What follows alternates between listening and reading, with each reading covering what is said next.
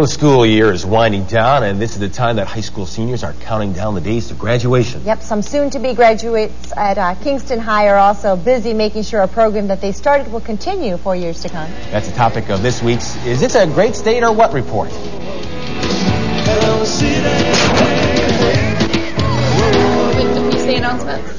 The anchors are busy proofreading scripts, the cameras are focused in, computer graphics are being prepared, Village Cam looks great, audio coming through loud and clear.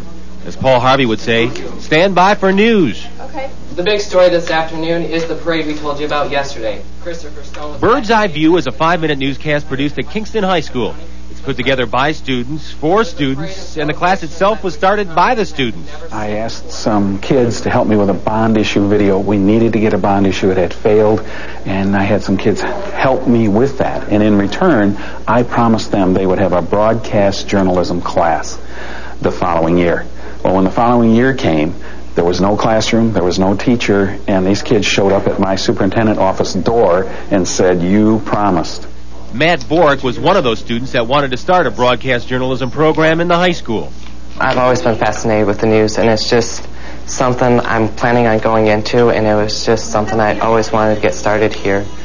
By the way, the news set, that was built by Matt's parents. 60 kids want to get in the class next year, but there are only about 20 openings.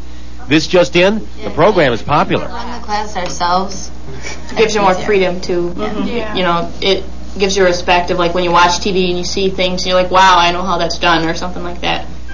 At about 2:35 or so, the newscast is aired throughout the entire school. There's a wide spectrum of news, from the latest in Kosovo to the Kingston track meet results. For a high school with 225 students, it's a slick production. Don't take my word for it. Let's get a comment from Mr. Goodchild. And these kids do an excellent job. If you saw their broadcast, it's as good as yours.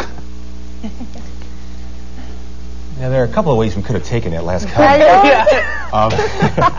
But we have to explain a little bit. They have actually worked with WNEM 5 for the last couple of years putting this together, and you notice the big story and Village Cam versus the City Cam, and they called with they used some of our video and stuff like that. So But the one thing I didn't see, they didn't have a meteorologist, so well, that got us thinking. Well, after seeing me, it's probably pretty intimidating to try and match Bob. Probably not. That's probably not the case at all. Let's look at this morning's second weather picture. This one comes from Aaron B. What the B stands for, we're not sure, but we're working on it.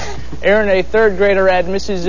Buller's class in Maple Valley Elementary. And look at that. There's somebody that could be helping that class out.